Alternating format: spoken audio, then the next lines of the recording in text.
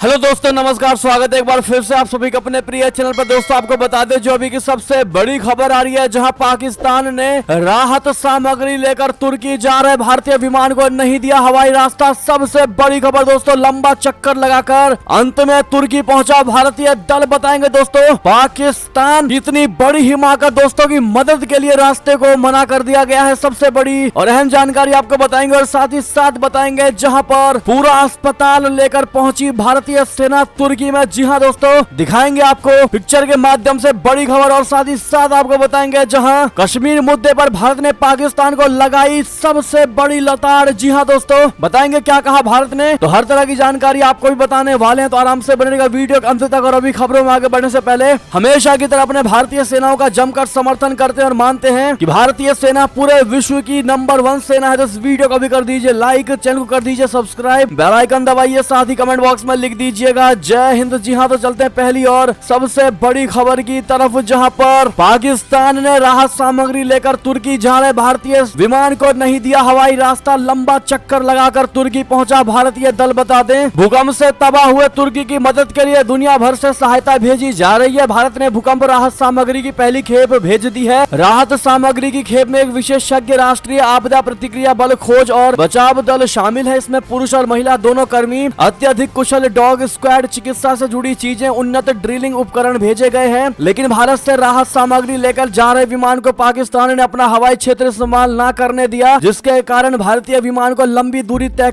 करके तुर्की पहुंचना पड़ा। पाकिस्तान खुद को तुर्की के सबसे करीबी दोस्तों में एक बताता है, लेकिन मुसीबत के समय में भी उसने ऐसी हरकत कर डाली है। जी हाँ, दूसरी तरफ भारत से भेजी गई राहत सामग्री पर प्रतिक्रिया देते हुए भारत में तुर्की के राजदूत फिरत सुनेल ने भारत को दोस्त करार दिया। फिरत सुनेल ने कहा कि जरूरत में काम आने वाला दोस्त ही सच्चा दोस्त होता है। बता दें कि 5 फरवरी को आए भूकंप के झटकों से तुर्की और सीरिया में भयंकर तबाही हुई। इस भूकंप के कारण अब तक 4000 से ज्यादा लोग अपनी जानें गंवा चुके हैं और 15000 से ज्यादा लोग घायल हैं। अभी भी इमारतों के मलबे में हजारों के फंसे होने की आशंका है। राहत और बचाव कार्य जारी है। जी हाँ दोस्तों, अब ऐसे में दोस्तों पाकिस्तान खुद तो तुर्की की मदद कर नहीं रहा, लेकिन भारत जब मदद करने के लिए आगे आया है दोस्तों, तो रास्ते में अड़ंगा डालने के लिए ऐसा कदम उठाया है पाकिस्तान ने दोस्तों। मात्र उसके हवाई क्षेत्र का ही इस्तेमाल करना था भारत को, और उसके लिए भी मना कर दिया गया। पाकिस्तान ये सोच रहा होगा कि भारत आखिर कैसे तुर्की की मदद कर सकता है, क्योंकि तुर्की से हमारा रिश्ते अच्छे हैं और भारत ने अगर ये मदद कर दिया तो भारत के रिश्ते तुर्की से बेहतर हो जाएंगे, तो शहबाज शरीफ का तुर्की जाना विफल हो जाएगा। ऐसे में दोस्तों इन्हीं मंसूबों के साथ पाकिस्तान ने वाकई भारत के साथ ये मदद के समय में रुकावट डाली होगी। दोस्तों आप लोगों को क्या लगता है, अपनी राय अवश्य दीजिएगा, क्योंकि पाकिस्तान के मंसूबों को भारत हमेशा से पहचानता है। पाकिस्तान किस हद तक जा सकता है ये भारत हमेशा से मानता आया है दोस्तों। ऐसे में आपकी राय तो बनती है दोस्तों, आपके अनुसार दोस्तों क्या हो सकता है। लेकिन सबसे बड़ी और सोचने वाली बात यह है दोस्तों कि एक ह्यूमैनिटी नाम की भी चीज होती है, मानवता होती है, उससे भी परे जा चुका है अब पाकिस्तान। उसको मानवता से कोई मतलब ही नहीं, क्योंकि पाकिस्तान को आतंकवाद का देश कहा जाता है। अब ऐसे में जो आतंकवाद को पालता हो दोस्तों, उसके अंदर दया तो हो ही नहीं सकती। बहरहाल इस वीडियो को जितनी ज्यादा हो सके शेयर करिएगा दोस्तों, ताकि हर कोई अपनी राय रख सके। चलते हैं दोस्तों इसी से जुड़ी बड़ी खबर की, जहां पर आपको बता दें कि तुर्की के मदद के लिए भारत ने पूरा का पूरा अस्पताल ही लेकर तुर्की पहुंच चुकी है। जी हां, एनडीआरएफ के बाद अब पूरा अस्पताल लेकर पहुंची भारतीय सेना। भारत सरकार ने मंगलवार को राहत प्रयास शुरू किए और खोज व बचाव कर्मियों, डॉग स्क्वाड, दवाओं और अन्य राहत सामग्री के साथ एक C-17 विमान तुर्की भेज दिया है दोस्तों। विदेश मंत्री जयशंकर जी ने कहा है कि वायुसेना का दूसरा विमान और राहत सामग्री लेकर रवाना होने के लिए तैयार है। राष्ट्रीय आपदा मोचन बल यानी एनडीआरएफ का एक दल तुर्की की राहत एवं बचाव कार्य में मदद करने के लिए मंगलवार को रवाना हुआ, जो अब पहुंच भी गया है। तुर्की में आए 7.8 तीव्रता के शक्तिशाली भूकंप से हजारों लोगों की मौत के बाद दोस्तों भारत ने वो हर चीज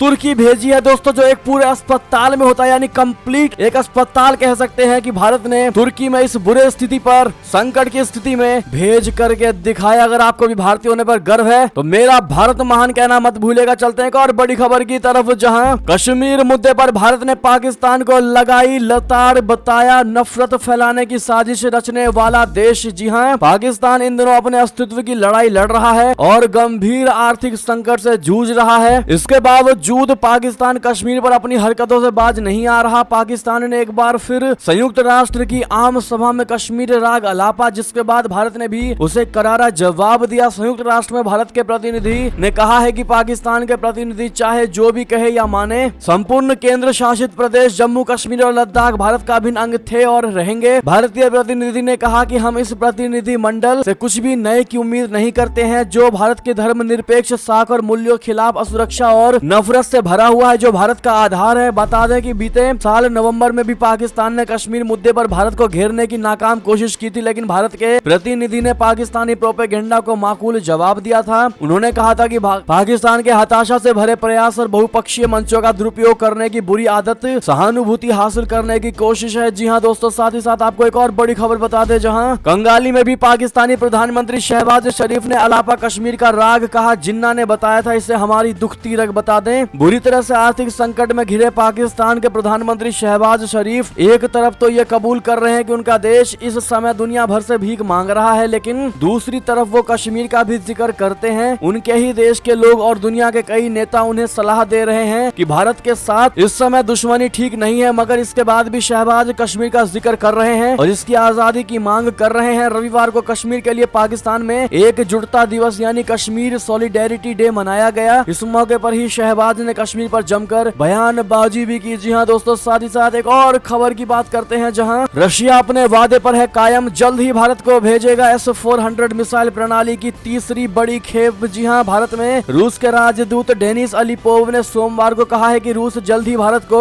S-400 सतह से हवा में मार करने वाली मिसाइल प्रणाली की तीसरी रेजिमेंट की आपूर्ति पूरी करेगा। ये बहुत ही निकट भविष्य में पूरा हो जाएगा, क्योंकि दोनों पक्ष अनुबंध के लिए प्रतिबद्ध हैं। हम निश्चित रूप से ऐसा करेंगे, इसे कोई नहीं रोक सकेगा। अलीपोव ने यह बात इंडिया राइट्स नेटवर्क द्वारा आयोजित भारत रशिया सामरिक साझेदारी में अगले कदम पुरानी मित्रता नए क्षितिज सम्मेलन में कही। अलीपोव सम्मेलन में भारत रशिया संबंधों पर एक सम्मेलन में मिसाइल प्रणाली की आपूर्ति पर एक सवाल का जवाब दे रहे थे। रूस ने पहले ही मिसाइल सिस्टम की पहली 2 रेजिमेंट की आपूर्ति पूरी कर ली है। ये पूछे जाने पर कि क्या वो यूक्रेन और रूस के बीच संघर्ष को समाप्त करने में भारत की कोई भूमिका देखते हैं, तो अलीपोव ने कहा कि मॉस्को इसे कूटनीतिक रूप से समाप्त करने के किसी भी गंभीर वार्ता के लिए तैयार है। दोस्तों, भारत को दिए जा रहे इस S-400 की अंतिम खेप के लिए दोस्तों रशिया का आप लोग थैंक यू जरूर कह दीजिएगा। Thank you Russia. और दोस्तों, भारत रशिया के संबंध और भारत अमेरिका के संबंध में सबसे बेहतर, मजबूत और सबसे टिकाऊ संबंध किसका मानते हैं दोस्तों? आप लोग कमेंट में लिखकर अवश्य बताइएगा। देखते हैं क्या कहती है हमारी भारत की जनता। साथ ही साथ दोस्तों बढ़ते हैं एक और बड़ी खबर की तरफ, जहां भूकंप में तबाह तुर्की को मदद चाहिए, शहबाज आपकी यात्रा नहीं चाहिए। जी हां, पाकिस्तानी पीएम की मूर्खता पर अपनों ने ही घेरा शहबाज शरीफ को। बता दे, तुर्की और सीरिया में आए विनाशकारी भूकंप में अब तक 4400 से ज्यादा लोगों की मौतें हो चुकी है। हमने आपको शुरू में ही बताया, लेकिन दोस्तों सबसे बड़ी और सबसे अहम जानकारी यही है कि शहबाज शरीफ को खुद पाकिस्तानियों ने घेरा है। जी हां दोस्तों, पाकिस्तानी प्रधानमंत्री शहबाज शरीफ अचानक से तुर्की की यात्रा पर जा रहे हैं। पाकिस्तानी पीएम के इस मूर्खतापूर्ण फैसले की खुद उनके देश के लोग आलोचना कर रहे हैं। पाकिस्तान की सूचना मंत्री मरियम औरंगजेब ने शहबाज शरीफ के तुर्की जाने के फैसले का ऐलान किया। बताया जा रहा है कि शहबाज शरीफ बुधवार को तुर्की की यात्रा पर जाएंगे। उनके साथ पाकिस्तानी विदेश मंत्री बिलावल भुट्टो भी तुर्की जा सकते हैं। पाकिस्तान का दावा है कि शहबाज शरीफ भूकंप की इस महाआपदा में तुर्की के साथ सहानुभूति जताने के लिए जा रहे हैं। पाकिस्तान और तुर्की के बीच संबंध बहुत ही करीबी रहे हैं और शहबाज शरीफ इस भूकंप को मौके के रूप में देख रहे हैं। जी हाँ दोस्तों, यानी कि एक तो दूसरे को